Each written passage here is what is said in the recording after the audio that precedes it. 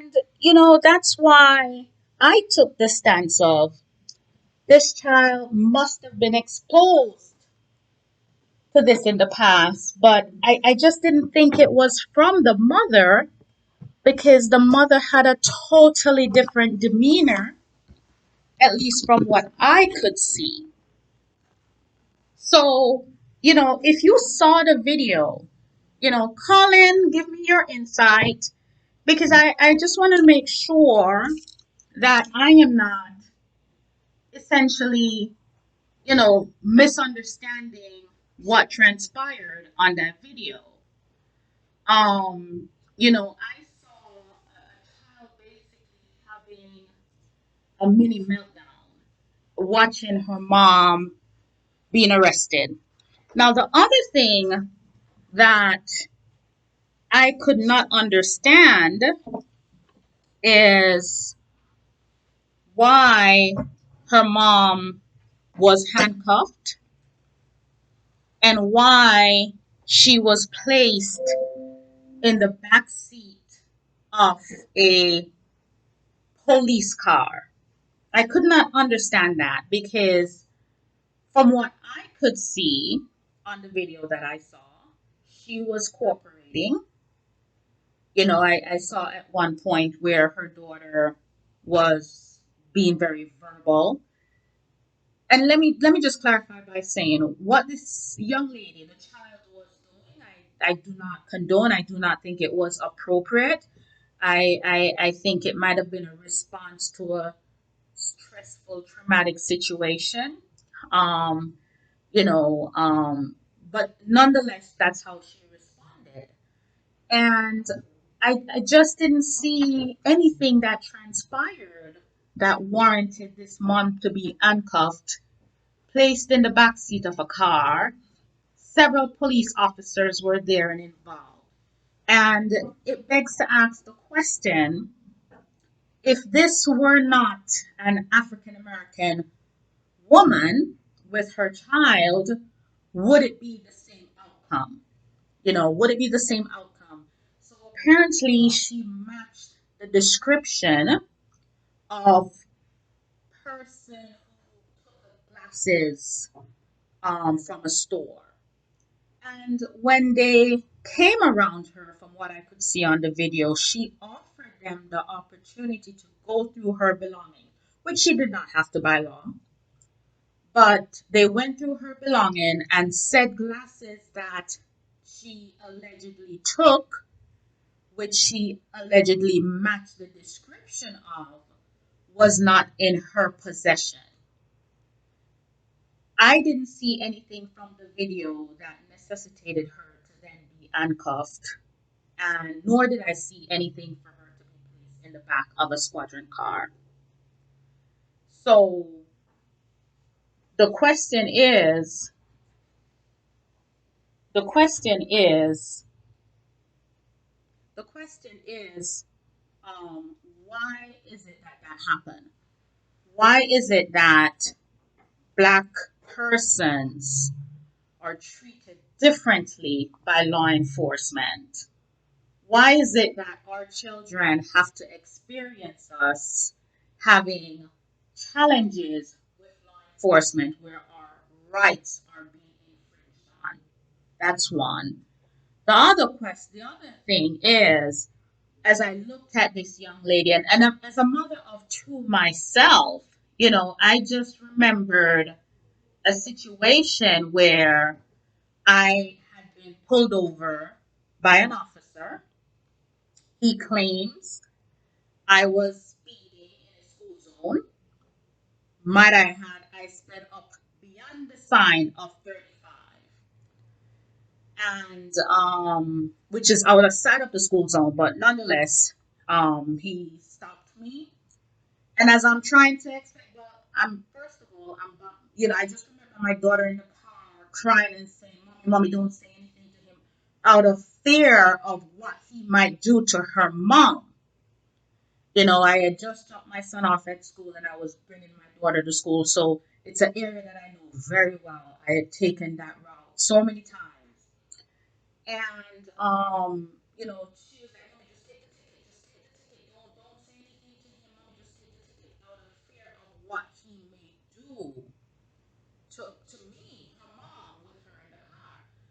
the ticket, took it downtown, got the issue resolved.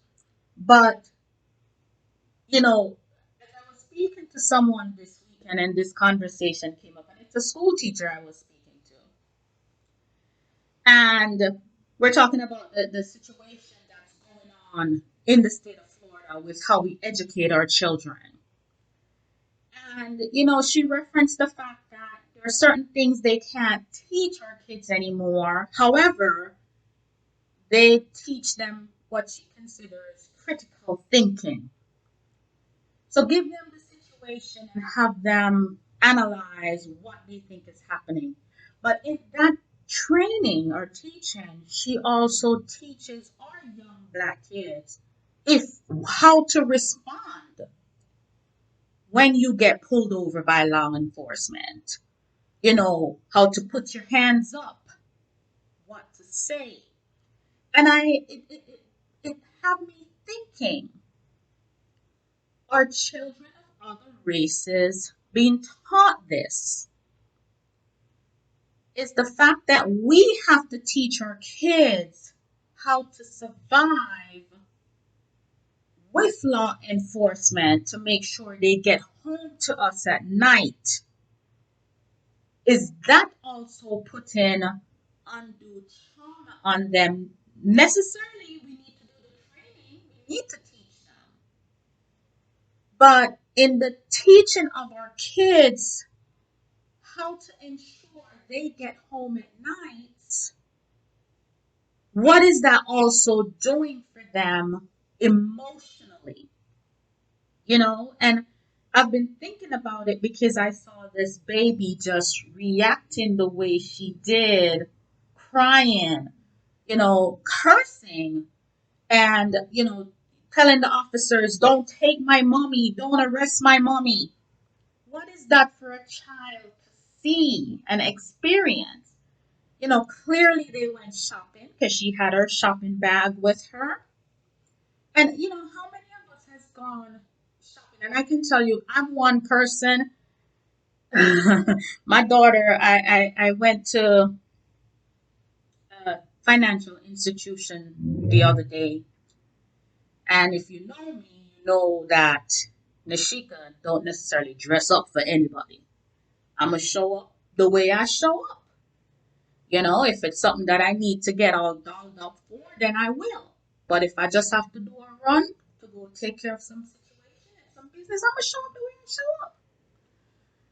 So I showed up the way I showed up in this institution. And when I left, my daughter said to me, Mommy, you know, when I grow up and I'm walking into one of these places to do business, I'm gonna be all dressed up and so they know I'm the boss. And I said, Nade, oh Lord, I didn't mean to mention her name under here, but I did call her name. I said, respect should be given to you regardless of how you look. You want to present yourself presentable, yes, but you don't have to put on this and put on that to get respect. Respect should be given to you as a human being. Whether you're black, you're white, you're Hispanic, you're Chinese, whatever race or nationality you belong to, the same respect when I walk in that place of business, right? Because at the end of the day, my money is as good as your money. So when I walk in that place of business, regardless of what I look like, if I don't look like the typical person who would do business in that establishment, respect should be given to me because you don't know if I have $10 million in that bank or if I have $10 in that bank. The fact of the matter is, I am able to do business in that bank. And I don't think that happens to us as African Americans, as Black individuals. I think sometimes, we have to show up a certain way to gather that respect. And that should not be the case because, I know persons who are millionaires. And if they walk out on the street, you'd never know it. They have on their little shorts or loafer and a shirt, but for some reason, of course, these are not black persons, and I know some blacks that are that, but for some reason, we feel in order to be respected and accepted, we have to show up a certain way, which should not be the case. And it's the same thing when it comes to profiling us and the way they treat our children. I started by saying that we have to, in our society and in our community, teach our kids how to respond to police officers. And in the training of our kids, how to respond to them to make sure they get home safely, that too may be putting trauma on them. You know, you think about it, they have friends at school. Do their friends know when a cop pull them over, raise your hands, don't make any sudden movements? But these are the things our kids have to be told. You know, I remember shortly after the Trayvon Martin situation and other situations, I remember working in Broad, and I had a staff, Jamaican lady, big, tall, Rasta Jamaican lady. Needless to say, she had big, tall, Rasta Jamaican sons, and they were away at college. And I just remember after we're going through all of that, where a young black boy had been killed, and hearing my staff checking on her son and overhearing the conversation where she was telling her son, "You see, you're big and giant. If you get pulled over, hold up your hand and say you want to go home to your mommy." This is what she was telling our boy in college. Now, come on, guys. What is that? And unfortunately, we have to, because we know the society that we live in. But in trying to protect our kids, we're also putting unnecessary pressure on them. Well, necessary, unnecessary pressure on them. Because it is so apparent, the disparity. It is so apparent the way our children are treated. And unfortunately, this past weekend, I watched a young lady, a child, being traumatized unnecessarily. And that's the way I see it. And like I said, the words that came out of that child was, listen, she was acting all the way up. I would let you listen to a soundbite of it, but I'm not even sure there's not any profanity on the soundbite that I have. But she was acting all the way up, but it was clear that that child was being traumatized by what occurred with her and her mom on what should be a joyful shopping event. A joyful shopping event. And when is enough enough? When is enough where our community will not be targeted? You know, when is enough where our community is not targeted by the police, by persons in authority? When will we have fair chances, fair options? When will we not be profiled? In this case, it's a mom who fit the description. I had a family member that was pulled down by police in her vehicle just trying to get to where she needed to get to because she fit the description. And you think about yesterday at church, Pastor mentioned the Banks family with Corey, how he was just trying to get to where he was trying to get to and never made it. Our boys and our girls are being killed innocently. And then when someone gets pulled down by the police and they're verbal about what's happening to them. I mean, the little baby was defending her mother, let me tell you. Give me that child. Okay, she was on it. I was more concerned for the baby than I was for the mother because she was about business. She needs to become a civil rights activist, I'm telling you, when she grows up. But the trauma has to stop. I really don't know what's going to make it stop because we've been crying about this long enough. I must also give credit to the law enforcement officers because yes, they came down on her. Yes, they handcuffed her mom. Yes, they put mom in the back of the car. But in looking at it, I said, thank God they didn't pull a gun out on her in front of that little girl. Not that I saw, at least, maybe there were different angles with different police officers, but the one that I saw, they did not. So, credit to them trying to de-escalate a situation. But this profiling needs to stop. It really needs to stop because I can tell you, I match many descriptions. It really needs to stop. We really need to put resources into addressing our children that are dealing with this on a day-to-day basis because it's all good and fine when you live out in suburbia, but for a child who may live in a garrison situation or an inner city situation, they see these things happen on a daily basis.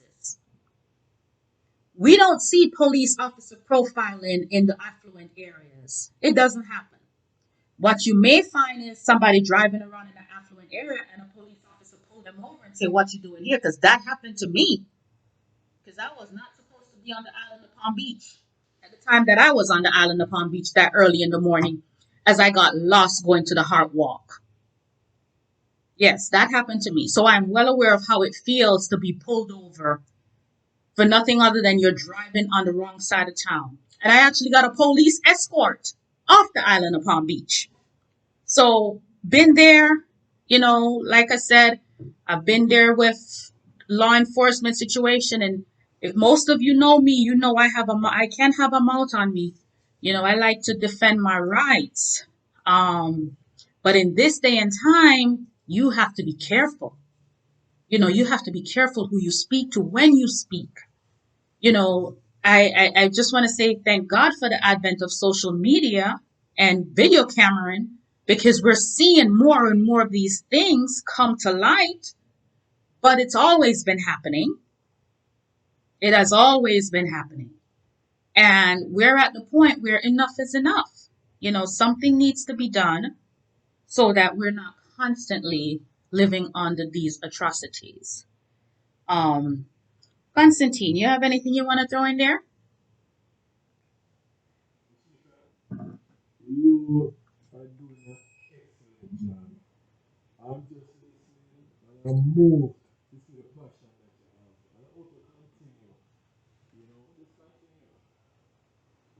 continue. Okay. Well, a man of few words because his show is done. So I don't know if you guys, the mere fact I haven't mentioned who's in the studio with me today. I am flying solo, as President said week before last, because he's enjoying the fact that I can finally run the switchboard. As he said week before last, he had a funeral to attend to, so he has been at a funeral and he'll be back next week for those of you who love to hear his voice. So just hang in there and he will be back with us live next week. Um, and Dr. Francis as well is not here with me today. So I am truly flying solo. So I just want to say the views expressed by this show is not that of Mr. President, Dr. Francis, or Super Jams. So there you go. That's my disclaimer. You know what? I really want someone though to come in and give me a quick phone check before we take a quick break. 561-449-8000. 561-449-8000. If you could just ring the phone line so that I can know that you're hearing me loud and clear out there in Radio Land. And if someone could just throw a message in the chat, the super chat on the SupaJamz app. I want to make sure you're hearing me loud and clear out there in SupaJamz land. So as we're winding down, okay, great.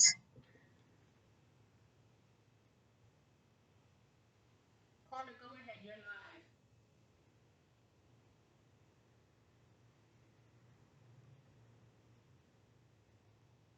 Caller, caller, go ahead. You're live.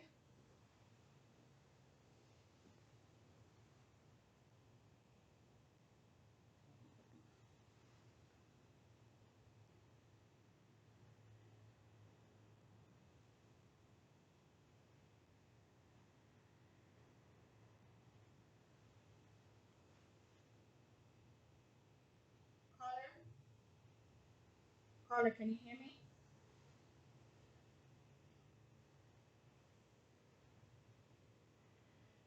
Caller, can you hear me? Okay, thank you so much. You can hear me loud and clear? Okay. Well, we're gonna go on a quick break in a few. Have you seen that video that I'm talking about?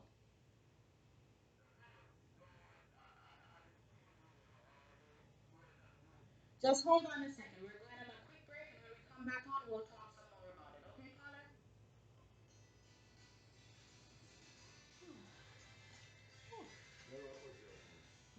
Yes, we're coming. Everybody.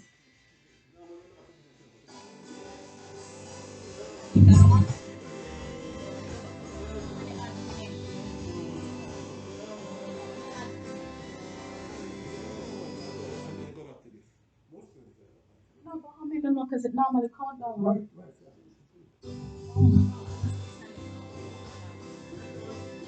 All right.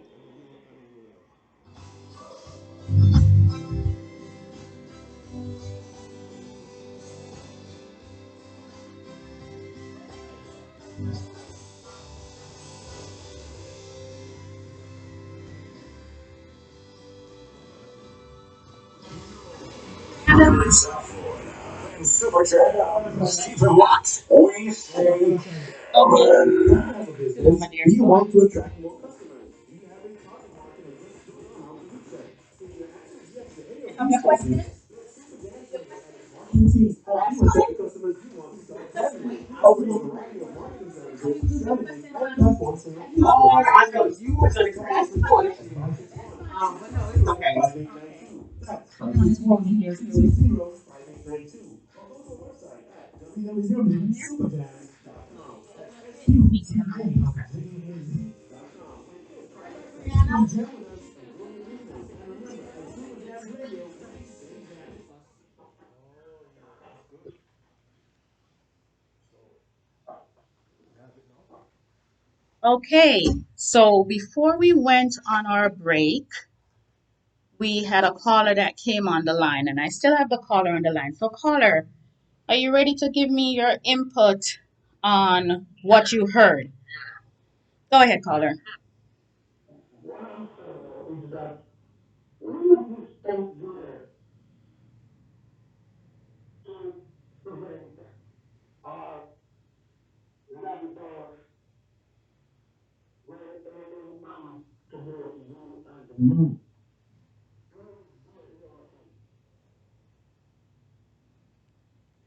Well, we do have some elected officials that are out there, from Palm Beach County, actually, that's out there. They're You to them. You have to say to them and like to them where to come up from. What is straight up, you bring the way, going straight up people, you will put them place to the person that they are today. point taken. So, sometimes with our elected officials, they need to make sure that the people are behind them. I'm gonna give you a perfect example. When they had, and it's more so immigration that falls under. When they had the rule that was coming out about the immigration and so on, they had a meeting downtown where persons can come and sign a petition. Now, people can go to Tallahassee, give their statements. People can go on the state website when legislations are happening and, give a written statement. So they had something downtown at the courthouse. And let me tell you, it a lot of Spanish persons were there, a lot of Hispanics were there. Um, there were probably in the house maybe about 5 Jamaicans and I grabbed one of my Haitian girlfriends and brought her down there. So, if they're gonna make, if they're gonna support laws to support us, we need to be behind them also. Because I can tell you what, as somebody who goes up to Tallahassee, it is rough. When I tell you, mhm.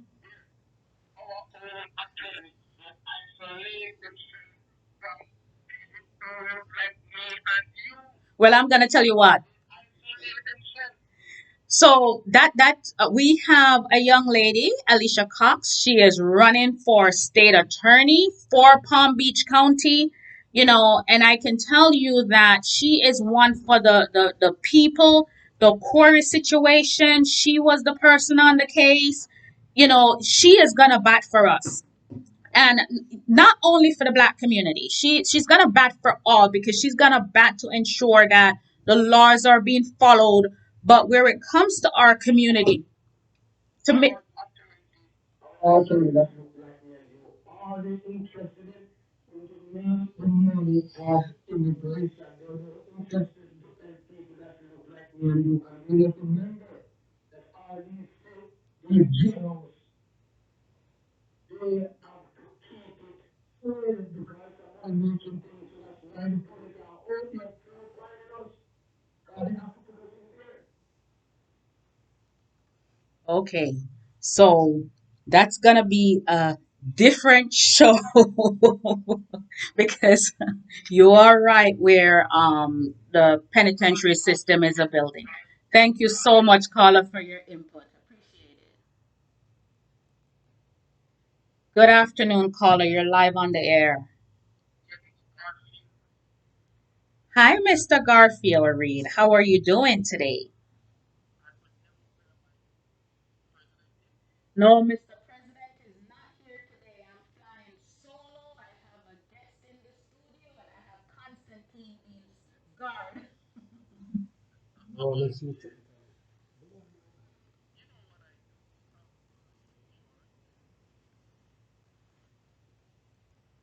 Go ahead, I'm hearing you.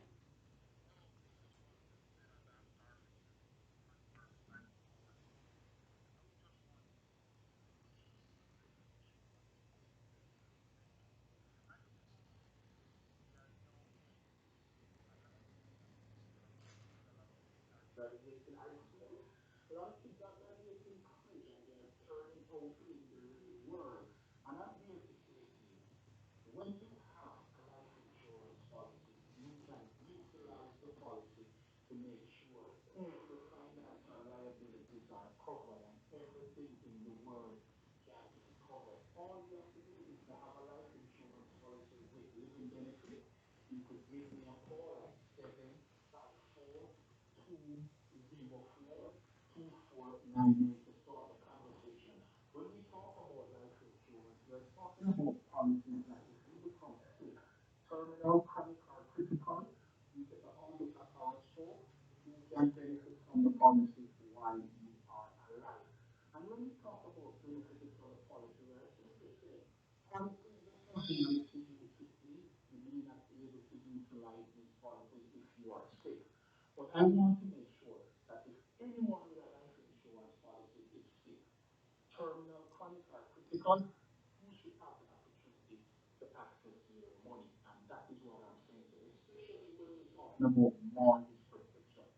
Because if you are sick, you may not be able to pay your mortgage. And I am simply saying to you, use a life insurance policy that you can benefit from while you are alive.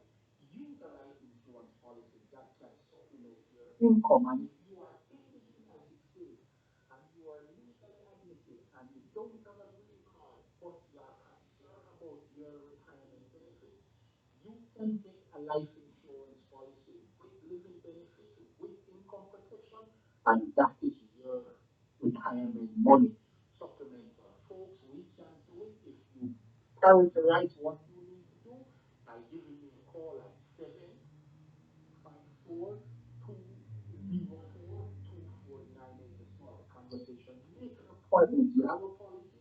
You need to review your policy or your policy work. Give me a call at 754-204-2498 for 98. Lastly, you may be sick and you are thinking you can't get life insurance. Put it to the expert. Leave it to someone like myself to assist you.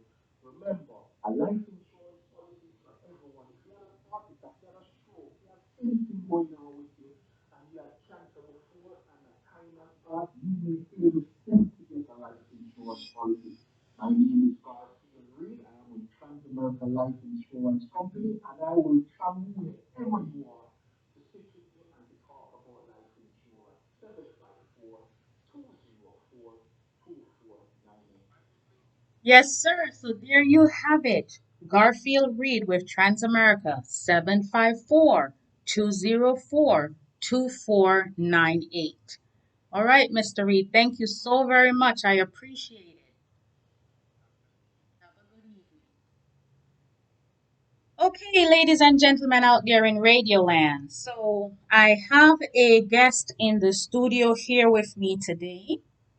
And I invited her because I wanted to make the community aware of something that's going on actually in our community. As a matter of fact, when I leave tonight, I'm going to be going on a webinar where they're trying to let us know how far they are with research. So, lupus is a disorder that affects primarily the African American community.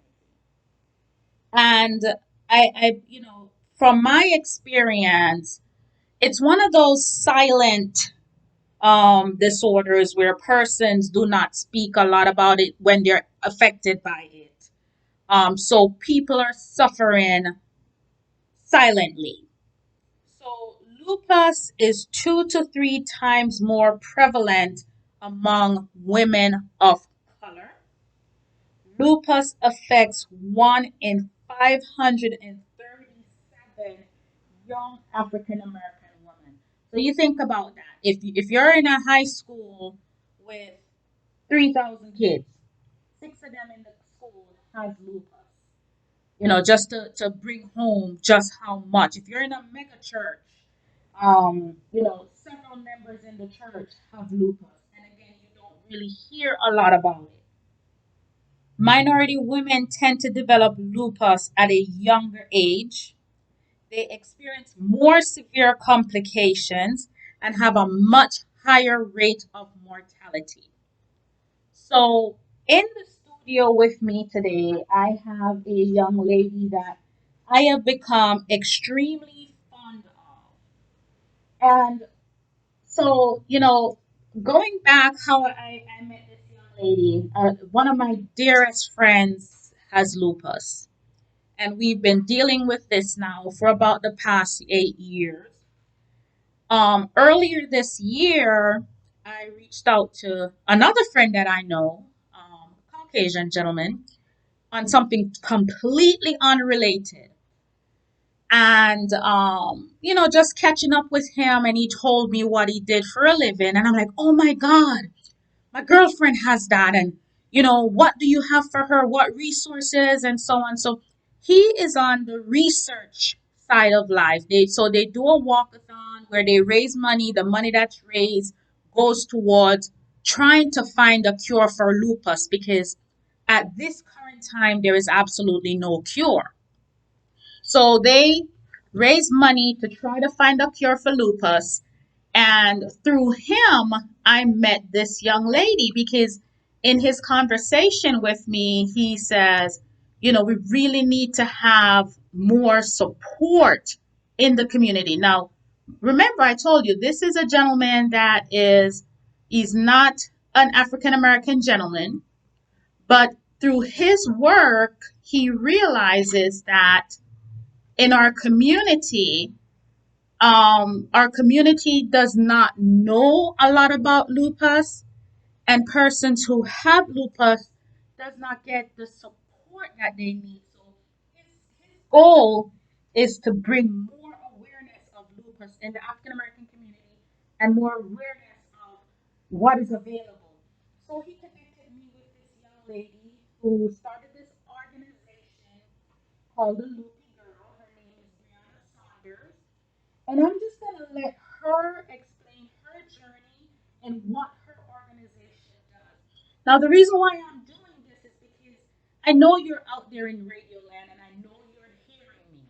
The reason why I know you're hearing me is since I started speaking more about lupus, persons have been coming to me. Just on Monday night, Tuesday night, I had someone sitting beside me, and in my conversation with her, and this is somebody that I've known, she says, I was diagnosed with lupus so many years ago. And as I'm talking about it, people are now opening up and saying, I too have lupus. So it's something that's in our community. People are suffering silently, and there are resources that are out there. So I wanted to bring this to you, the listeners, so that if you have lupus or somebody that you know has lupus, then there's an organ. The services are free. The services are free, and it's an organization that's out there to provide support. So without further ado, Miss Brianna, take it away. Hi, good afternoon, good evening. So, my name is Brianna Salter, and of course, I am the founder and president of the Lupie Girl, which is a nonprofit organization where we work to help those living with lupus and other chronic illnesses live their best life. Because there is this stigma around being sick. There's this stigma that if you are ill, you are not supposed to live your best life. You are just supposed to remain in the house, remain in the bed, and just kind of give up on life. And so, of course, with the Loopy Girl, we wanted to change that perception. Me personally, I was diagnosed with lupus May 25th, 2010. I was only 18 years old when it happened, and literally I woke up with a rash in my face. And so, of course, I did not know what was going on. I was away in college. So, of course, I had to come home, and I went to a rheumatologist and a nephrologist. I'm sorry, not a nephrologist, a dermatologist. So, of course, we did testing. They took a biopsy of my rashes, and it came back that I had lupus. And, of course, I wasn't experiencing what a lot of people say that they experience in the beginning. The joint pain and the fatigue. That didn't happen. I just had the rashes, but I felt good. So I continued to live my life at that time I was now 19 because it was a week before my 19th birthday. So I'm now 19, just kind of living my best life. And I think probably a year later, that's when it hit me where I could not keep food down. I could not go to class. I stayed in my room in bed the entire week. Everything that I ate came back up. We always say, lots of ginger ale and Gatorade, and I couldn't keep it down. So I knew at that point I needed to go home. And so, of course, I went home, and that's when I found out that I had something. I had been diagnosed with lupus nephritis. And lupus nephritis is pretty much when the kidneys are inflamed. So pretty much lupus has started attacking the kidneys. If you know anything about lupus, a lot of people that are living with lupus experience some type of kidney issues. However, lupus can affect any part of the body. And so of course I had lupus nephritis and I did everything. I did chemo, not radiation chemo. There are different types of chemo, but then chemotherapy. I did other medicines. I pretty much tried pretty much everything, and lupus literally um, took my kidneys out to the point where by the age of 25, I ended up on dialysis. And so on dialysis, but though I was on dialysis, I still went to school. I still obtained my degrees, and I continued to live my life because I did not want lupus or kidney failure to be the reason as to why, um, I wasn't living. Right? I'm young. I'm this young, black girl that, wanted to, had dreams. And so, that's what I did. I created the Lupie Girl, and it started as a blog where I just kind of shared, what was going on in my life because no one that I knew around me really had lupus, and those who had lupus were much older than me. So I was actually looking for a group of people that were about my age, between 18 and 25, to kind of be there, kind of understand what I was going through. But there was no one at the time, and so of course I read books, I read all these different things. But these women that were in these books were in their know. So I definitely just started writing, and as I started writing, the community just poured into the blog and really just supported me. And from just out of nowhere, literally people were coming to me telling me their stories and how they were diagnosed with lupus and what their journeys looked like. And then it literally, came to me one day to have a brunch and raise money to help me create this nonprofit. And so it was very successful. And of course, from that day, we continue to have that brunch that continuously helps us be able to fund and provide support to those that are living with lupus. We have two programs, big programs that we fund as of right now. Of course, we have our Survivor Circle, which is a monthly support group that we meet, and it is a place not for us to come in and just dump everything that we have going on, right? Because having lupus can be very tough, especially when you are the breadwinner of your household or you are the single parent, the only parent. There's just a lot that goes on. However, we want you to bring your negatives but leave with positives, right? So the last Survivor Circle that we actually had where it was in the month of May. May is not only Lupus Awareness Month, but it's also Mental Health Awareness Month. And there we had Lupies, as lupus as we call them. We had them create candles, and just for that moment, even though that moment was an hour, 2 hours, it was just a moment for them to relax and leave and not, not think about the outside things, not think about the kids, not think about lupus, not think about the joint pain, but to enjoy the relaxing moment at that moment, in that moment, right? And also we had a certified therapist that did an amazing activity with them and talking about their mental health and how to maintain their mental health while living with a chronic illness like lupus. And so of course we have that, and then we have our Lupie Care Kit program where it is a kit we call it, but it's a customized Lupie Girl box that has amazing items inside to provide comfort, whether a Lupie is in the hospital, whether they are at home, they can use these items wherever they are. So items include Epsom salt. A lot of Lupies experience swelling, joint pain, and the Epsom salt can really soothe them. Also, a heated blanket. Heat definitely provides comfort and soothing. Um, we provide them with an engraved motivational bracelet that they can put on their wrist. So anytime the times get hard, they literally just look at their wrist and see that bracelet. Also, an adult coloring book with coloring pencils, and it's not rose art, it's Crayola, Crayola color pencils, and it's also a handwritten, customized Lupie Girl card that's written for me to provide some real deal motivation to them, especially if I know their story. I'll put something very detailed in the card just to send them a little token of love, just to send them just a reminder that they got this and they're not in this by themselves. And sometimes, depending on the month, things change. So sometimes we throw, additional items. Sometimes, the items may change, but for the most part, those items that I spoke on are the exact items for sure that are in that box, as well as a pair of soft, fuzzy socks. And so that is the Loopy Girl. Okay. So I am actually on your website, checking the Loopy Girl out, checking out the care kit. You know, and when you had lemons for lemonade the other day, Yeah. lemons for lemonade, Yeah. someone had one. I actually wanted to win the kit for my girlfriend. I can give you a kid. Listen, no, I wanted to win it fair and square so I could say I was a winner. I, Understood. I wanted to have bragging rights to say I was a winner at the Loopy Girl event.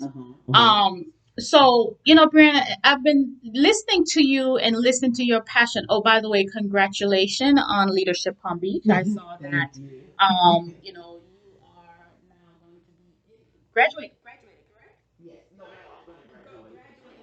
Right, Leadership Palm Beach. So, congratulations on that because you are truly a leader. Thank you. Um, so for someone who is dealing with lupus, do not have support, how do they get in touch with you? One. Okay. So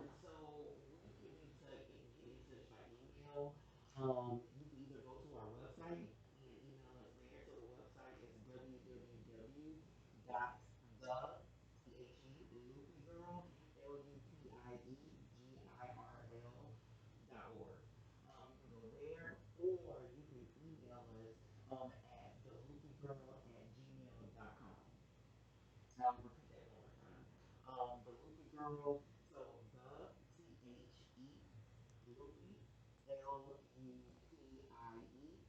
GIRL at gmail.com or the same theloopygirl.org.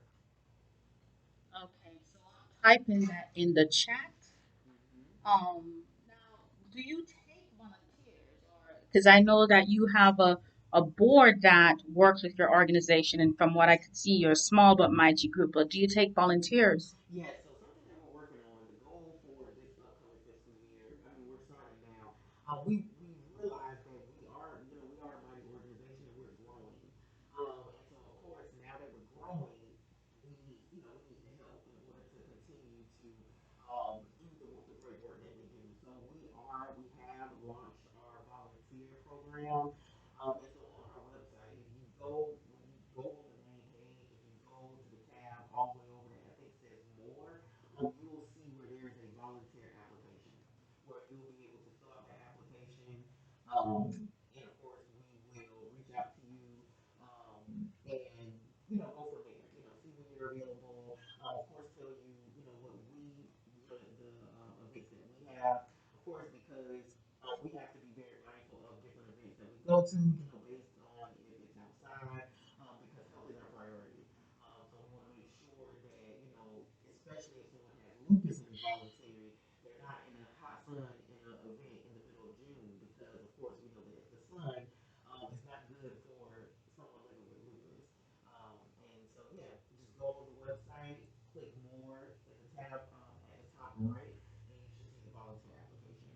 Okay, and if someone were interested in volunteering, what were some of the things that they could do as a volunteer or get involved in? So some things that you can do if you like to volunteer, of course, we have built a relationship with the Lupus Research Alliance, which I'm so happy and proud of. And Shout out to Joe Cristofaro.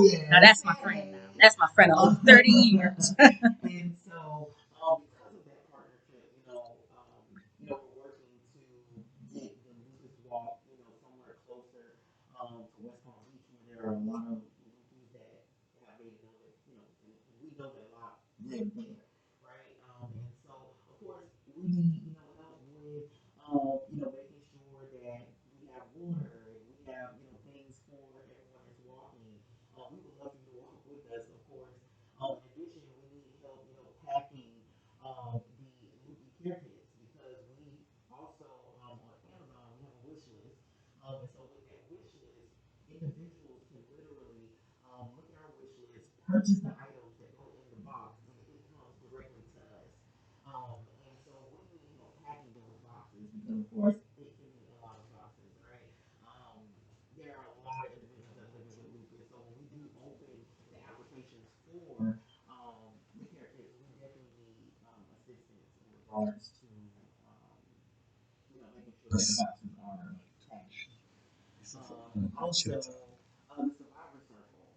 Let's just say, for instance, you are a professional. If you would like to volunteer and help us facilitate a meeting, whether that is to share your expertise, including therapy, if you're a therapist or you're a nurse or you're a doctor or even if you are a CNA, just let us know. And so all of those can definitely help us in regards to pushing the lupus girl forward, and also making sure that we are helping the lupus that are in the community. Okay, all right. So you're gonna have to repeat everything you just said. Oh, I'm joking. I'm joking. I'm joking. oh, I gotta remember. No, no, no. I'm joking. So basically, ladies and gentlemen, if you have lupus or you know someone who has lupus, you don't have to go through this alone because there is an organization that can provide you with support. Mm-hmm. And just so you know, and people understand, lupus affects people differently. I Yep. think that is part of the. You're off air.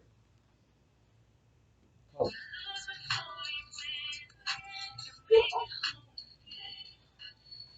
let me put that.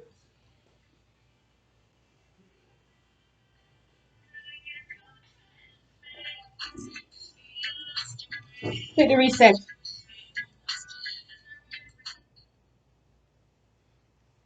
Yeah. No, but it's going. It's gonna go off now. The time running down. It's going to add.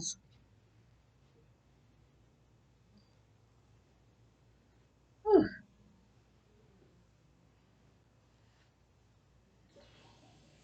It's at. It's on. W2 West Palm Beach, #1 source of best in Caribbean music. Yeah, it's on ads again.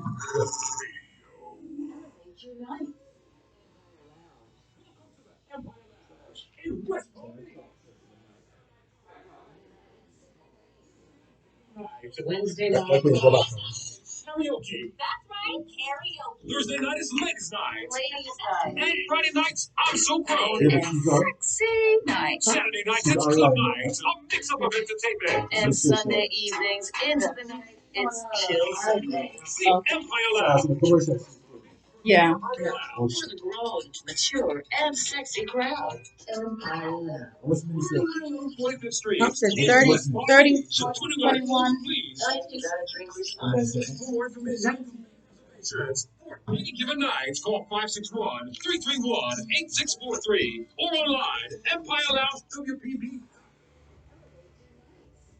Empire Lounge, where urban sophistication meets mature allure. Okay, so we're back live on the radio. We just had to take a quick commercial break and pay some bills, as Mr. President would say. So before we went on commercial break, we were speaking to Brianna Salter, the founder and CEO of the Lupie Girl. The Lupie Girl is a organization here in Palm Beach County that gives support to individuals diagnosed with lupus. Right before we went off, I was saying lupus affects people differently. So, because you may know someone with lupus and they have one symptom, does not mean that that's the same symptom that someone else with lupus will have. So I'm gonna just let Brianna go over some of the different ways lupus can affect individuals, so that you're mindful. I know for my dear friend, she has extreme exhaustion where she could sleep for 18 hours in a day and just cannot get up. So imagine being a single breadwinner and not being able to wake up to even take your child to school, or just the everyday situation that we take for granted, because when that clock alarm goes off we can jump out of bed and get up, get going, and some people don't are not able to do that. They're just simply not able to do that. And on top of that, they may have other issues that lupus affects them with, because there's some persons that have multi-system organ failure. I recently lost a staffing in December, because her organs failed. So I'm not the expert at this. So I'm just going to let Brianna go over from her experience working with Lupie Girl. What are some of the ailments that individuals come in with that have lupus? Go ahead, Brianna. Um, so some things that we experience, of course, is the extreme fatigue. Usually that is the number one indication of someone living with lupus, right? And so then you also have joint pain, stiffness. You know, you can even have, internal issues, right? You can have issues with your blood pressure. You can start having rashes in your face, like I did. And of course, these rashes come out of nowhere. For me, it started on one side of my face, and within a week, it spread across my entire face, my eyelids, my elbows, my arms, everything pretty much ended up with a crash. So that is something that occurs. And something that was said earlier is that a lot of times people living with lupus do end up being diagnosed with a secondary condition. So, for example, I was diagnosed with lupus in 2010, and by 2013, 14, I was diagnosed with end-stage renal disease, and I was then placed on dialysis. And some end up with heart conditions. Some people have heart conditions before they even find out that it's lupus that's causing the condition, right? And so it's so important. A question that I get a lot is, can I be tested for lupus? And the answer is yes, you can. There is a ANA test that can be tested to determine, whether it's positive or negative. And of course, if it comes back positive, that is an indication of lupus, of course.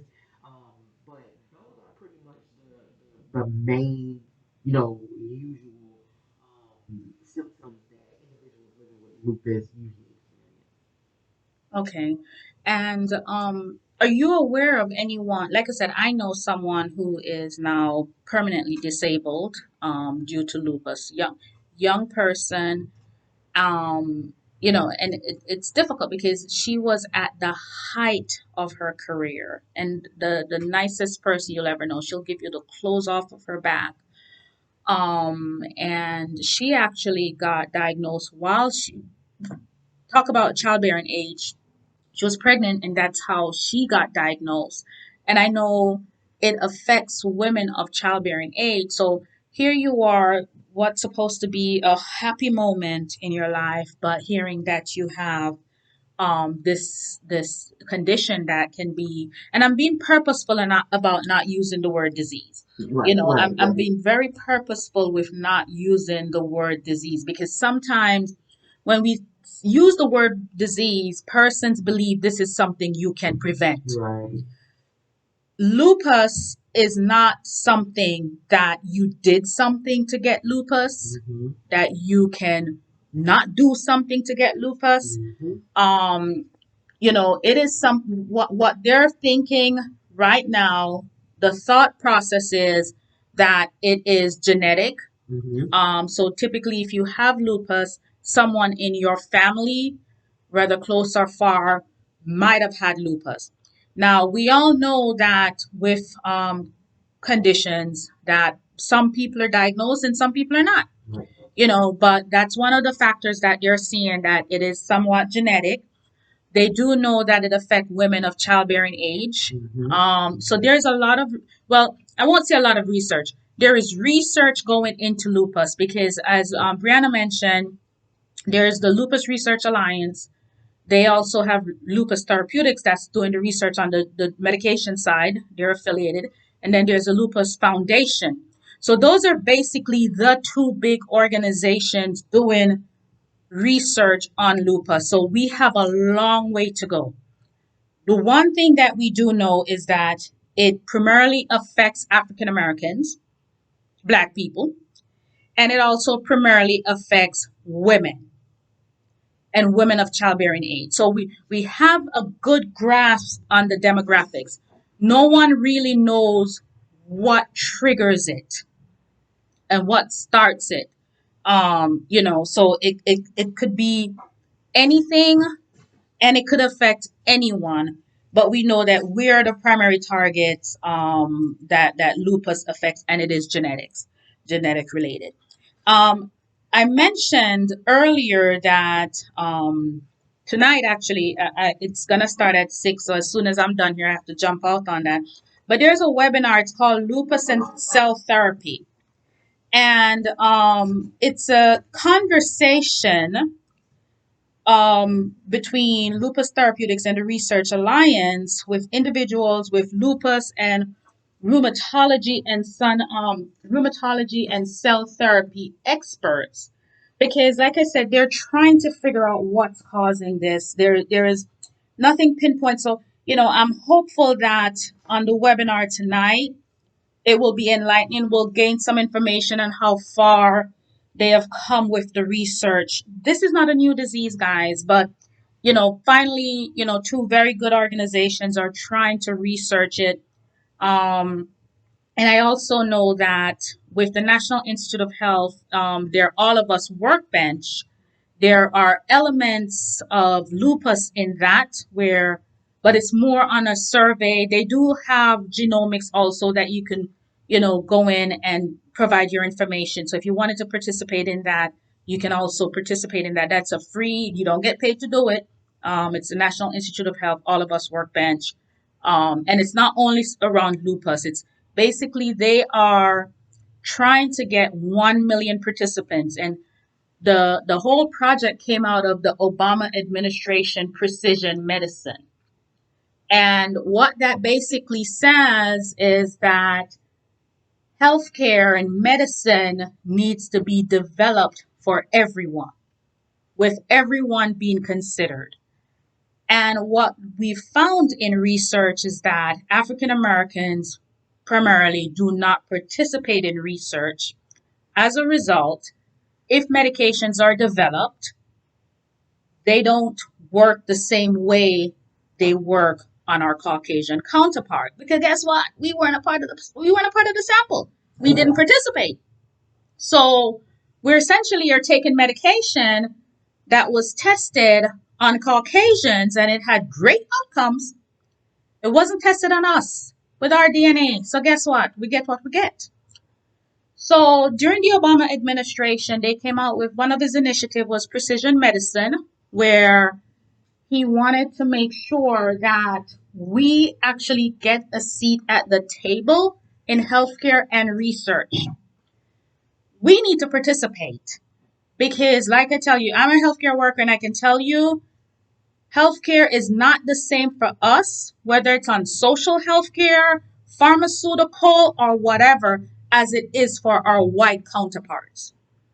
And it won't get there if we stand behind the line and don't participate. And I know we all have these hiccups with, research. We all know about Tuskegee. We all know about it, but we have to get beyond that, guys, if we're going to benefit. Because when I tell you that our people are the most severely affected with health equality and health equity, and if we don't do something about it, we're just going to be left behind.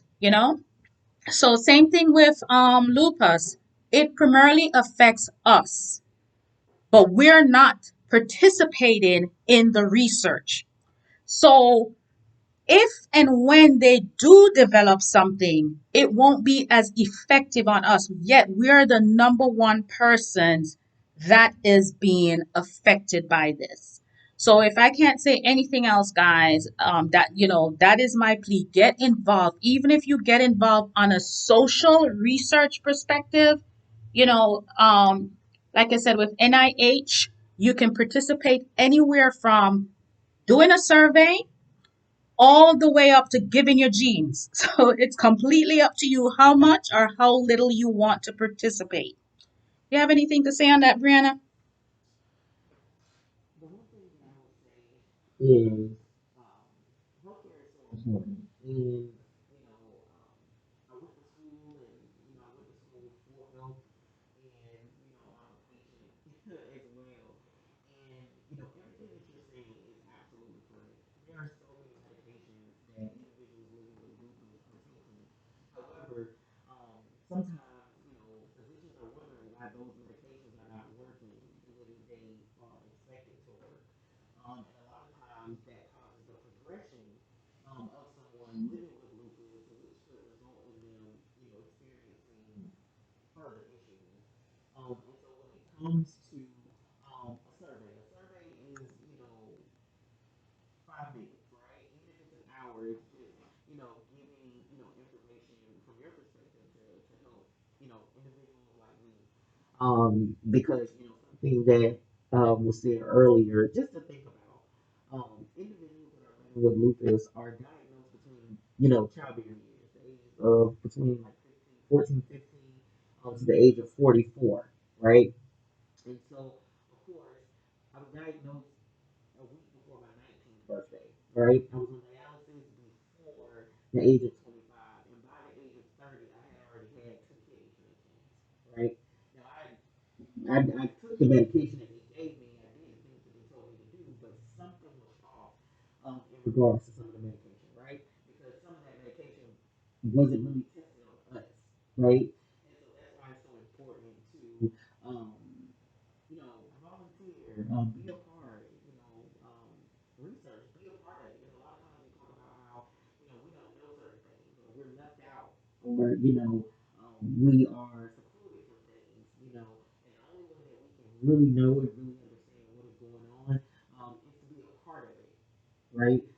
And so in my family, there are three of us that live with lupus. However, my lupus is the most severe. Of course, I have an aunt who had to leave the army after 17 years, and her son has recently been diagnosed. And so, of course, research for me is not only for me, but it is for those around me, my family, my loved ones, because it's so important. It's so important, and that is the only way that they, when I say they, I'm talking about the Lupus Foundation and the Lupus Research Alliance. That is how they can, help us generate, create different um, medicines and therapies, because it's not only just you know pills that could be created. There are just so many different things that can be created from understanding how our DNA links with the different medications. So it's so important, and yeah, that's what it is. Okay, ladies and gentlemen, so there you had it. You came in hearing one thing and we went all the way to research. So we spoke about police and policing and what needs to be done with our kids. And then we went into research and lupus. So main takeaway from this segment is if you are someone that you know is living with affected by lupus, there are resources out there. I know it's a silent disease. There are resources out there. Unfortunately, sometimes a lot of the physicians may not know the resources that are out there. And when you're diagnosed with lupus, you're going to your rheumatologist. And besides medication, that's what you're given. Okay. But besides that, there's a support group that's out there. You're not alone. Just get connected. I from my experience with persons with lupus, sometimes they get really, think about living in chronic pain. That does affect your mental health. Sometimes you may feel like you just want to give up. But if you're out there and you're listening to me, you're not alone. There's a group out there. And I think one of the things I love the most about the group is the fact that they have bad days. They have bad days. If I took nothing away from Lemons with Lemonade, is that they have bad days, but they're not going to let lupus define them. They're not going to let lupus define them. They're going to get up after the bad day. When they're in a crisis, they're going to get up and they're going to keep moving. And that's what I want you to take away from this. Keep moving. You're not alone. This is nothing that you could have prevented. It happened to you. So and I love the catchphrase, you take lemons and you turn it into lemonade. All right, there you have it, ladies and gentlemen. Miss Brianna Salters. Ooh, I'm calling you everything today. With the Lupie Girl. Their website is the Lupie Girl, TheLupiegirl.org. You can get on their website. From their website, you can email them if you need resources. They're available to you. If you need to volunteer, they're available to you. Do you take donations? We do, and we're on Facebook and Instagram as well. Okay. So they're the Loopy Girl also on Facebook and Instagram. All right.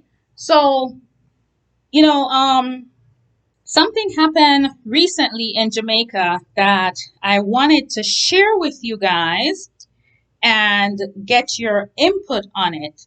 So there was a lizard that the United Kingdom recently returned to Jamaica.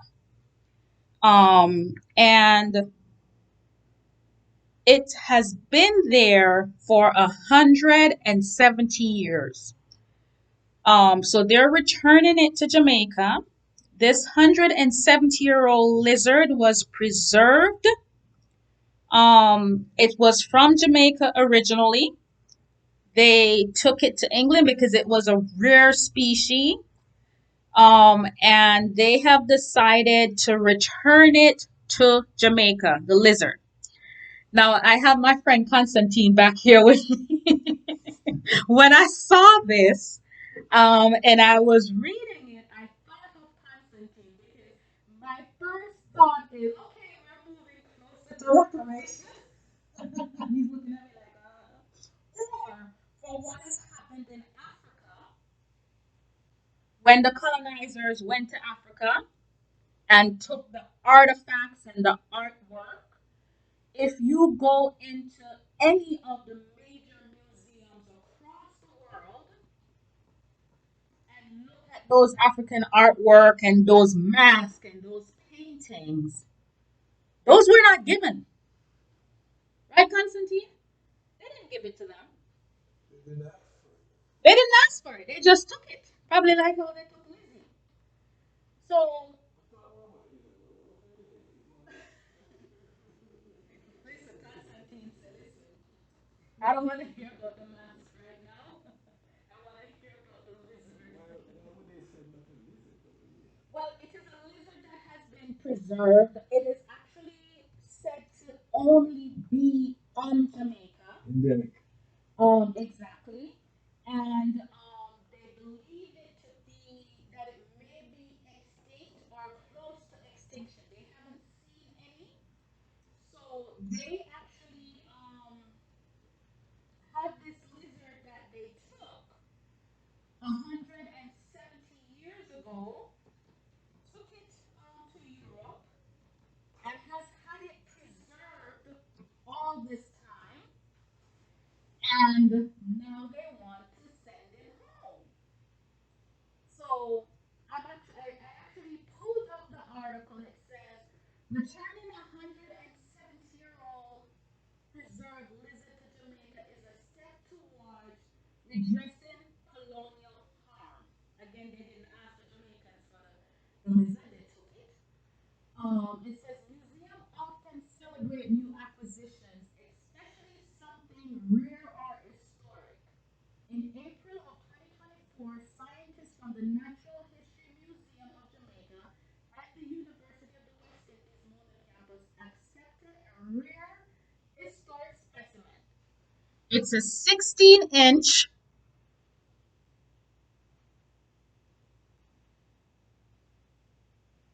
So it says it's a 16-inch lizard called the Jamaican giant gallywasp. You ever heard about that yet? Yeah, that was. You hear it before? Yes. Okay, so this is the big one. Then Jamaica still. We're not extinct. Before they reach water. Really? That's it. That's Wait, the wait, I most. can't hear you. You gotta come on the mic. So Constantine knows the gallywasp. No, Go I ahead, don't tell. know him personally. I'm sure So that are you sure I'm still there? no, listen, as a child growing up, everybody knows get a was. It's a kind of lizard way. If you bite you, you have to reach water before it But eats my water. question is, have you ever seen it? You kind of shiny and blackish like. But that one didn't look shiny and black. When we can't get a was nothing right Okay. So it said it had previously been stored in the Ontario Museum at the University of Glasgow in Scotland. And they name her. She is Celeste. So it says Celeste is home, invoking the nickname scientists had given the reptile, which they believe was a female. So you told me them have it all that time and couldn't figure out what it is, Yes, male or we female. shouldn't even feed into this. So, look, Why we take back a lizard? Why we what? play No, hold up. But this is a start. Did you hear what it says? It's a step towards redressing colonial harm. So now we get the lizard, maybe we'll get the reparation. As soon as I saw it, you were the first person that came to my mind. I don't know if it took time for the lizard and the reparation when you come to your mind. But I can't keep this much. I don't want nothing to do with the lizard. They can keep it at England. No one. A few trillion pounds to redress the labor. That's what we want. We don't want a lizard. I mean, they can keep it at England. But you see that, so that means we're moving in the right direction. Cause think No, about, we're going in the wrong direction. hold on, Queenie gone, King decide to give us the lizard. So maybe King will decide to give us the money.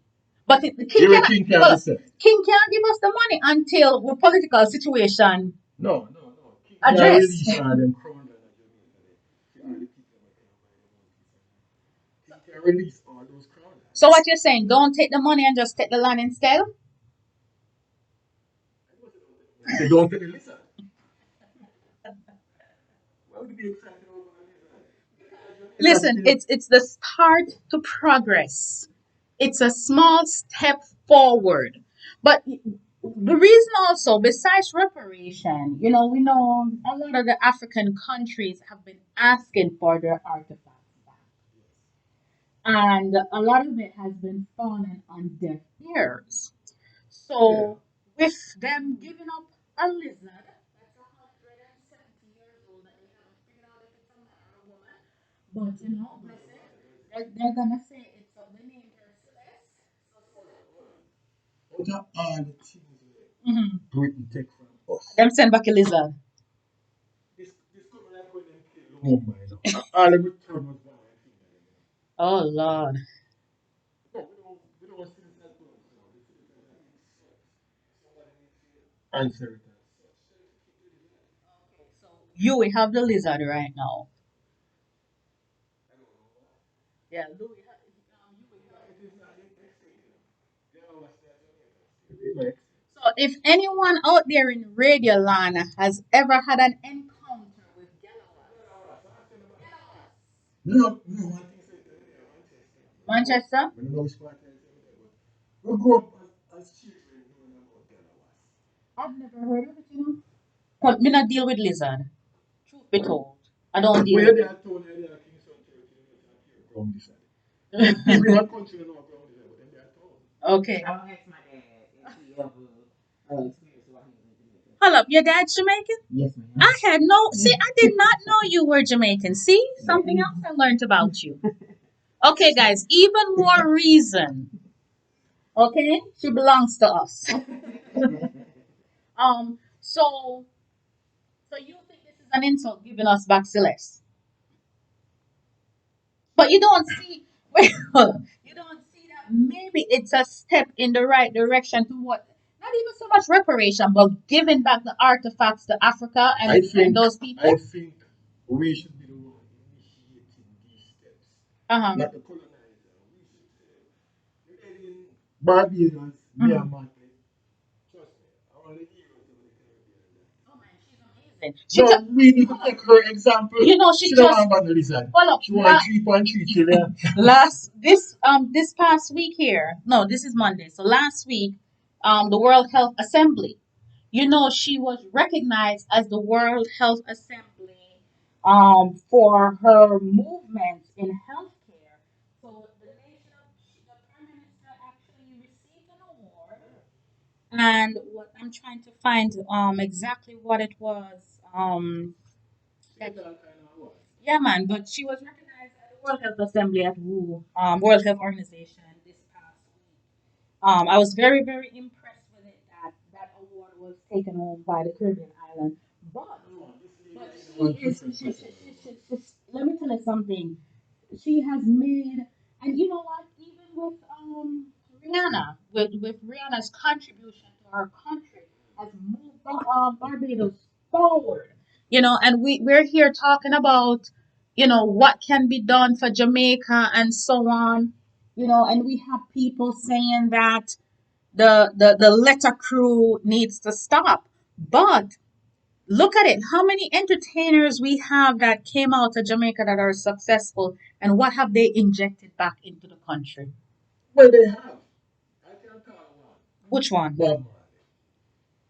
But, The tourism board build their own strategy no, no, no, no, no, no. But I'm saying, what has that person themselves given to Jamaica? That's Well, really. them give them life. No, we have quite a few. It's not Bob Marley alone. It's because people don't want to look at the contributions of the people who propelled reggae music, which are the Rastafarians. Mhm. They made it worldwide. They put Jamaica on the map. And you can see it even today. The most successful Jamaicans, them artistically, musically, are Rastafarians. If you go to Africa and ask anybody about Jamaica, the first thing they ask you about Rasta, they ask you about No man, Bob. anybody else. The first thing, anywhere in the world you go, you're gonna find Well, somebody who know so Bob. what Bob represents? Well, Bob was a true Rastafarian. But the question that I'm really asking is this: Do we have anyone in the besides our mission trip and so on and so forth? Do we have anyone in the diaspora? And they don't have to give the money that No. Rihanna gave. You understand? Because we're not comparing. If you don't have that type of money to give, we're not asking. But do we have anyone that has injected a large amount of their resource in Jamaica? Well, you know what happened? Last thing I heard last year that a very famous track star come back and put him money in the bank and it disappear. I don't think most Jamaicans want to do that. You see, But Jamaica is a place where we can't compete about it. Me as Jamaica, I'm not kidding, we can't compete about it. You don't find Barbados coming across the border trying to reach America. They build them country, they say they build them country. You understand? The brain drain in Jamaica have Barbados that have that. You understand? So we cannot compare. If there should be a federation today, I would vote for Myanmar to edit. You see, mhm, Machia alone have the vision. She linking with the AU in Africa. Whereas the Jamaicans here still trying to follow behind the slave master.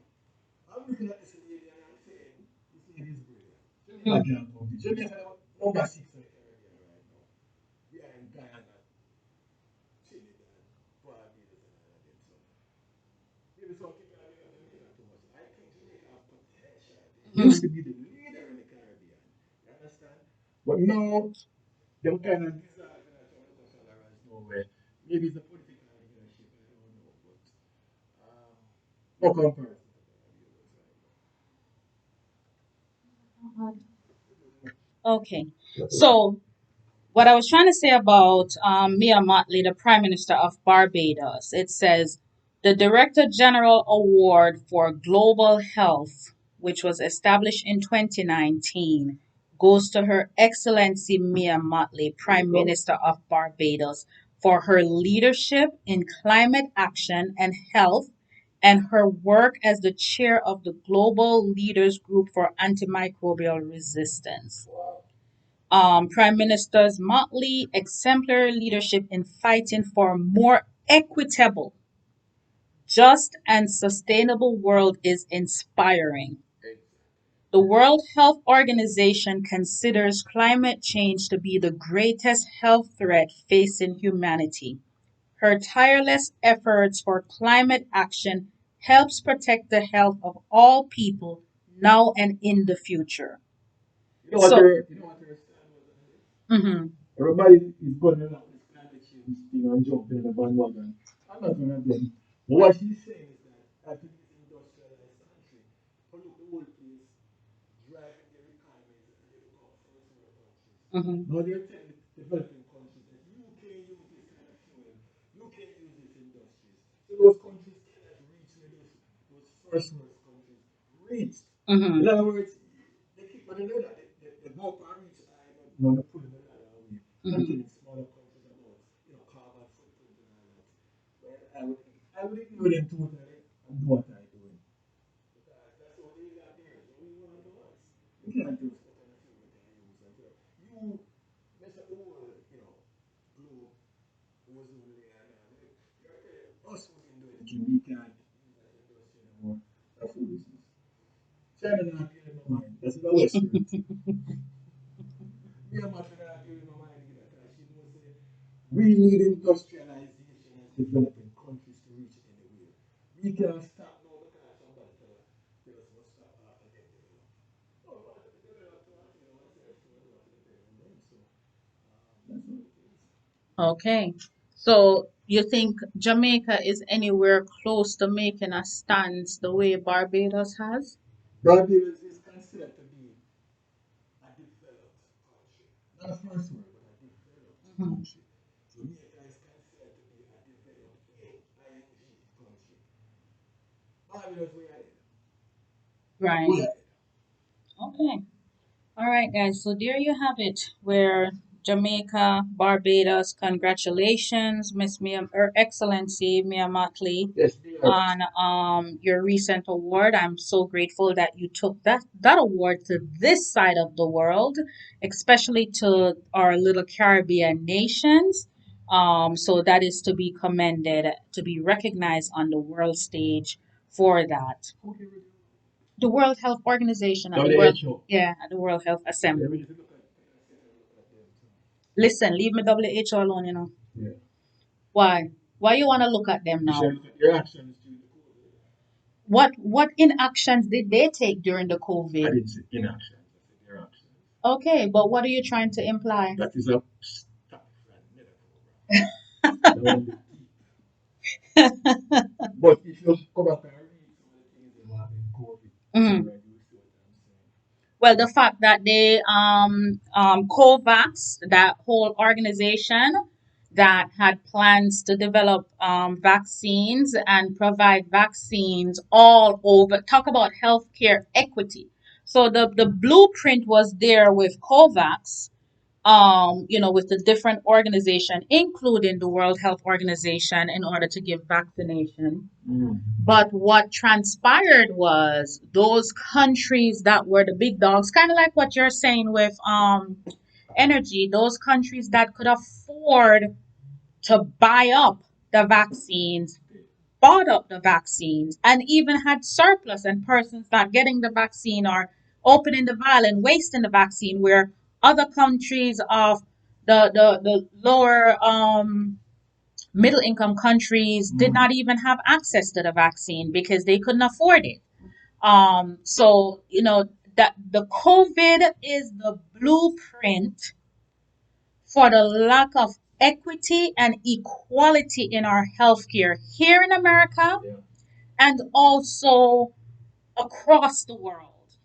And I think maybe 2 weeks ago I was on a conference and we were speaking about the things that we learned from COVID with regarding vaccination and the inequities and inequalities of vaccination. And even now that COVID is gone, and COVID is not gone, by the way, guys, I'm just saying this to make a point because Palm Beach County, the COVID cases are rising. I believe they said St. Mary's had 19 cases of COVID over the weekend, Palm Beach Gardens. So, What's the fatality like? uh, not what it used to be, because of course we've accomplished herd immunity. Persons are vaccinated, some are not taking the additional vaccines, but it's okay. Um but it's not what it used to be, but persons still die from COVID and COVID complications. So COVID is actually back on the rise. I don't, like I said, I don't presume it's going to be anything like what we had in the past, but just be aware, be out there, and understand that this thing is not gone and it probably will never go. It sounded like Bill Gates insinuated that there may be something else coming. He said there will be another one coming. Maybe not COVID, but I think there's something going on. Okay. But as you know, with COVID and any virus, they mutate. And so I often say COVID is gonna become kind of like a common cold. It's gonna be here, so That's kind of what it is, exact as our, because it is Corona. Yeah. But it will be here. But like I was saying before, you see how you distract me. Yeah. What the report showed, as they were looking at equity and equality around immunization and vaccinations. Now that we're out of COVID, or quote unquote out of the pandemic of COVID, we're right back there. So even though you would think we would have learned a lot from COVID, now that we're out of COVID, we're seeing the inequities again, and We so learned a lot, though. we I learned think a most lot. people We I learned learned a a lot lot, from it. but on the healthcare scale, it's not being applied. Now that we're out of the grasp of the pandemic, you're seeing essentially what we just went through. You would think that persons would put greater emphasis on equity in healthcare, but it's not. They say persons like government or the That agencies like exactly. So you have African American researchers, African American physicians that are pushing for health equity, but it's not there. We had these emergency orders that went in place when we had the pandemic. And then once the pandemic is over, a lot of these, for example, if you need a COVID vaccine right now, it's no longer free. So if it's no longer free and you need a COVID vaccine and you don't have an insurance that's going to cover it, or you can't afford it, guess what? You're not going to get it. But just by observation and listening what I'm hearing in our community, most of our people, I'd say probably 60% of them don't believe the vaccine will work. But it's not even really a vaccine. But here's what my point that I'm It doesn't saying. work, they say. Those you have those 60% who probably don't want it, but for those 40% who do want it and don't have access to it, either because they can't afford it or they don't have the insurance, and that's where I'm talking about health equality and health equity. It's we don't have the same access to things as other races do because of Oh, yeah. socioeconomic factors. Surprised I hear you say that. Why would I not say that? May I say, That's is my it things that but that's my entire work.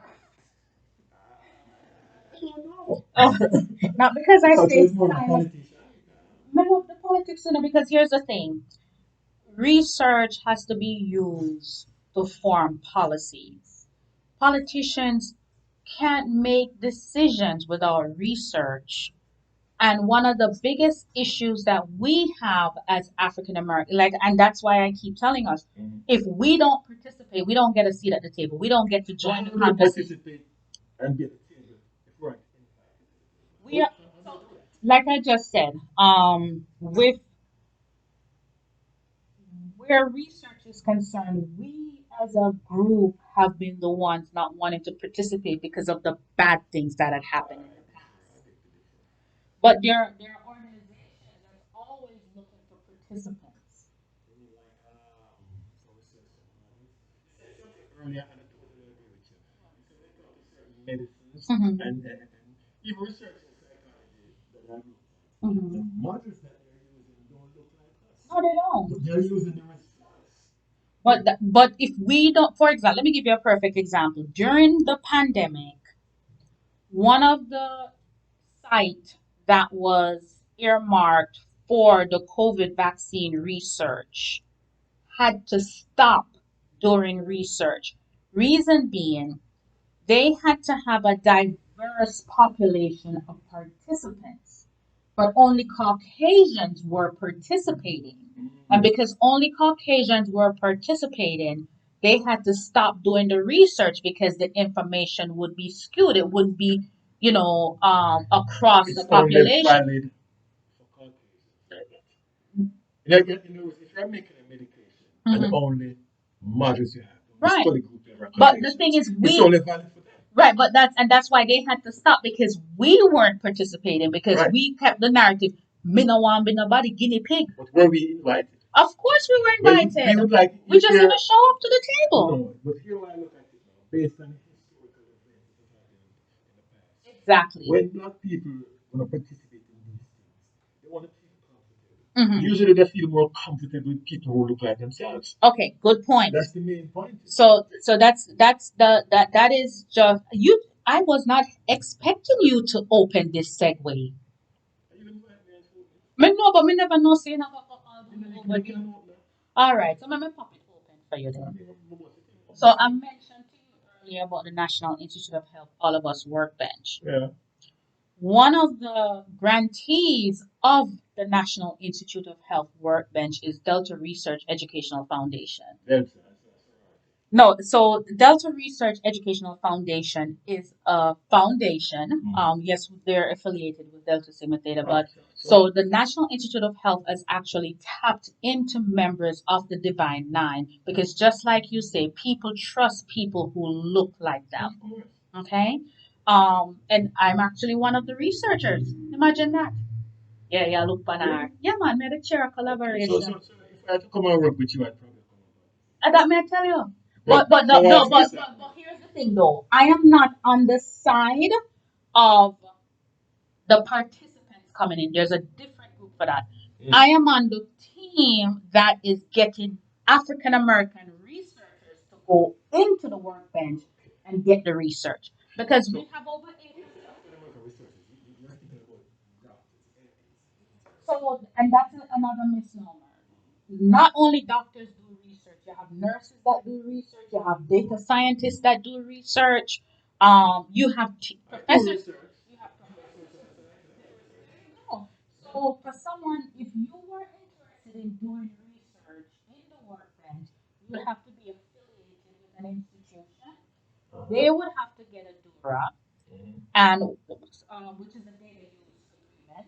And if they get a DURA, then you, as an affiliate of them, can sign up and then go in and do your research. So, Would you answer to someone who doesn't look like you? me? No, anybody who participates, they would answer to someone who doesn't look like them. No. Or So, would a black researcher have the final word of top? if you're the principal researcher, all right, let me use a perfect example. My research project in the workbench, um, I worked with a professor at Nova Southeastern University who she's well established. Me too. You know Dr. Thomas Purcell? No. Okay. So she's a researcher that does research all over the world, and she was the professor that worked with me. I was the researcher in the workbench for that. So I went in. The only thing that I could not do, and it's because I did not have the skills to do it, I couldn't run the statistics. So I got a statistician. Now, grant you, if I, that's why I said to President, I wish I knew you knew R. Because President could have run my statistics for me. That's the update. R, so you have R, they work in R, they work in Python, and they work in SaaS. So I did the research, and then I had I know it was difficult to find a statistician. I found a Caucasian man. He couldn't finish it, but he tried very hard. I found an African American guy, didn't have the time to do it. I found an African American lady out in California. So I eventually worked with a Latino statistician, and he ran the data and analyzed the data so I could work on my manuscript. Interesting. Very. So, I'm just curious all the time when I see these but here, debates taking place. but here's the thing. I could not have done the research if there were not participants who provided the information. And my research topic was on HIV, African Americans in the state of Florida. And I got a very big sample. HIV. Yeah, I got a very big sample that fit that criteria. So what was it like? What was it trying? What questions you were So trying to what answer? I was trying to identify is social determinants of health. And I can't go too much into it. I'm waiting on publication. But as you know, there's a high prevalence of African Americans diagnosed with HIV in Florida. Florida is number two in the country with the incidence of HIV, and Palm Beach, Broward, and Dade County together as a tri-county is number one in the country, which is all 50 states. No, no, no. General.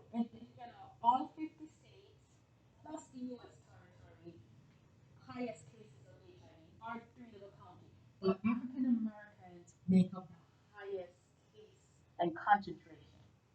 So statistically, one in every 41 African American in the state of Florida has HIV. Okay. Having said that, where was the Latinos and the Caucasians? I don't have the number of my head, but Caucasians were like one in every 300 and something, and Latino was, yes, I'm telling you. That's discouraging. That's So why, what caused that? and that's why my research topic was on social determinants of health. And I was able to have a significant outcomes to prove that hypothesis is in fact correct. Wow. Yes. So One one in sorted to at the one time change in so at the time I did my research, yes. no, It's that's more than social economics. so there I am not going to give you listen when we publish you can read my paper. I'm trying to get it peer reviewed. This is very interesting. I can't bypass. I'm working on getting it peer review published. But so I did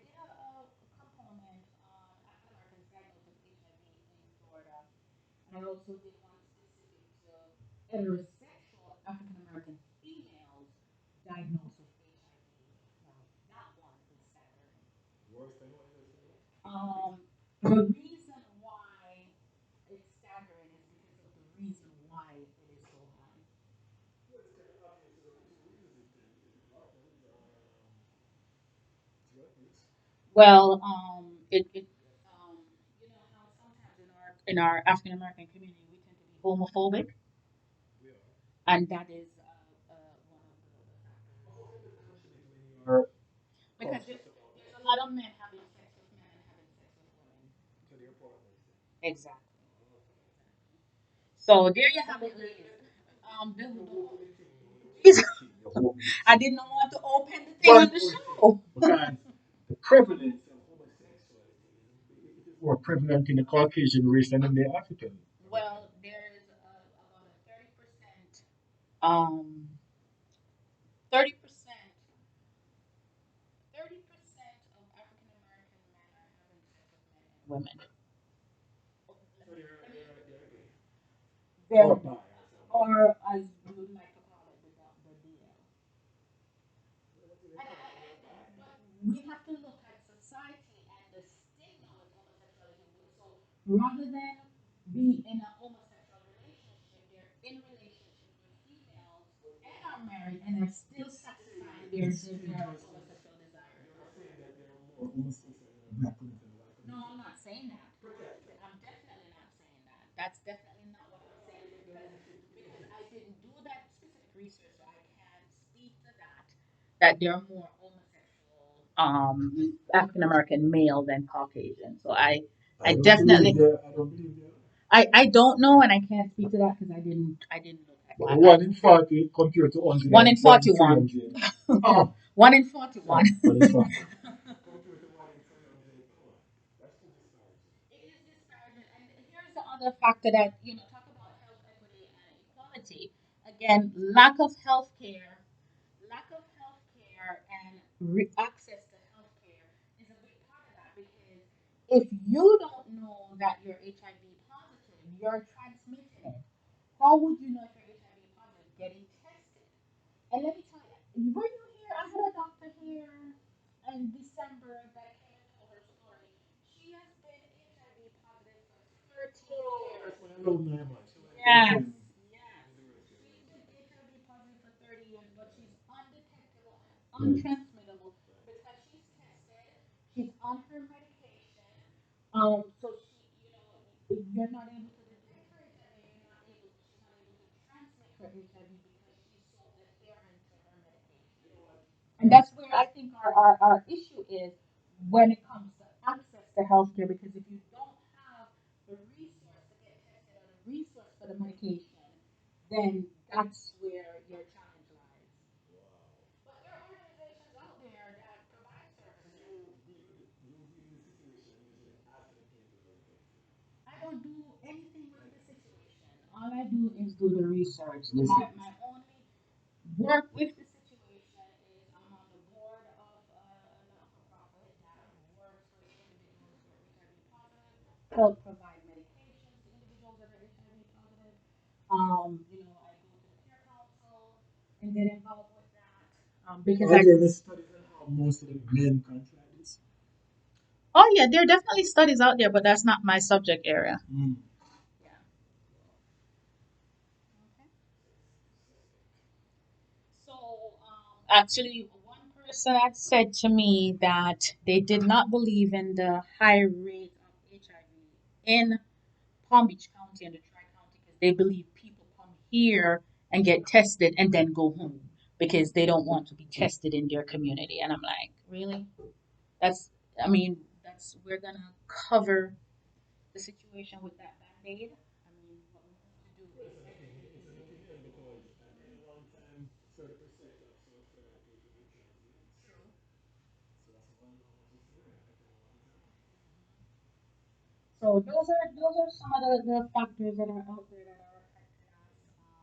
But one of the topics I wanted to discuss it, and we definitely don't have time to discuss it because we're coming down to the wire almost.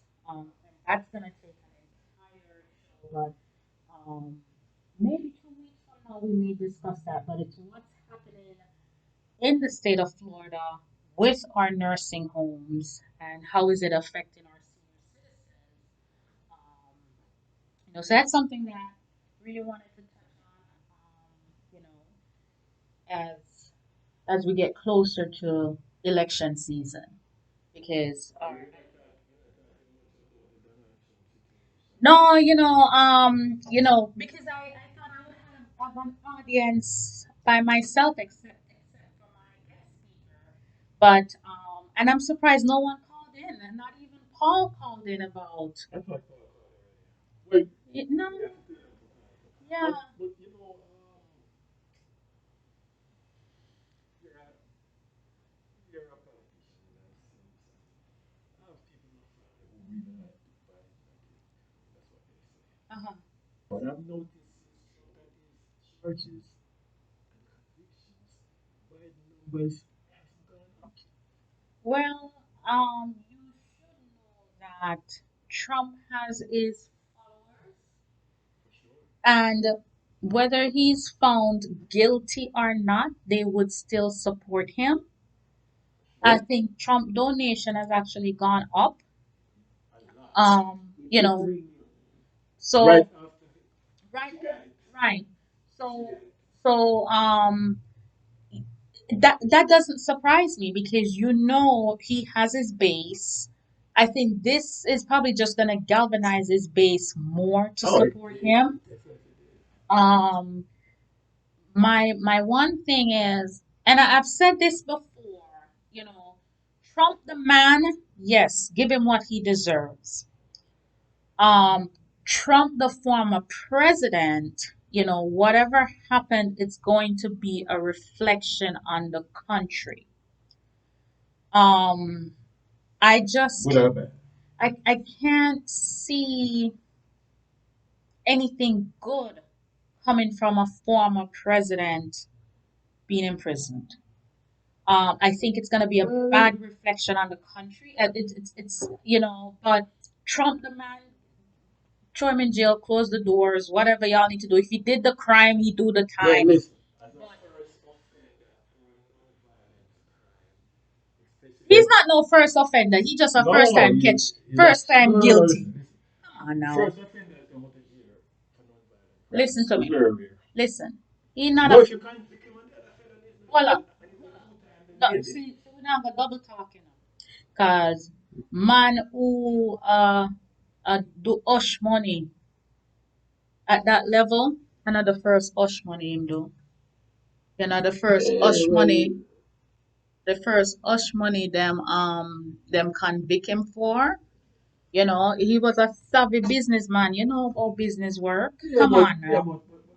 That's the American way. To look at Trump alone, you understand? I didn't do that. So like Some thing is more of an ethical and moral thing than a criminal thing. and The guy was say upon sir and try to buy it up. That's the basis of the whole thing, so that's my whole take on what's going on. And I'm not a Trumpist. And I'm you, not a you Democrat know, or you Republican. know, I am not a Trumpist, and I am a proud Democrat who is supporting a Republican candidate for the Port of Palm Beach C3, Roger Clark, and I am supporting him because I do believe he has a heart for the people. But yes, so a proud Democrat, support my Democratic Party. However, I've always voted based on policies and the person. And there you have it. That's a good choice. Any final words? Any final words? Okay, any final words, Constantine? It was a pleasure standing beside you and working with you. Listen, I'm so glad that you took the time to come back and rescue me from myself. As you guys out there in Radio Land know, and I'm hoping you're hearing me because you know how I get when I get around the switchboard. I may or may not be on the air. But I'm grateful that you took the time to come back and rescue me. Your favorite host will be back next week. He is en route trying to make his way back to South Florida from a funeral. So thank you so much for staying with me this afternoon. I appreciate your loyalty to the Mr. President Show on SupaJamz Radio. Thank you. Have a blessed and wonderful rest of your week. May God bless you. Live long, love, prosper. One love, Jamaica. Have a good night, everyone. Happy birthday, man.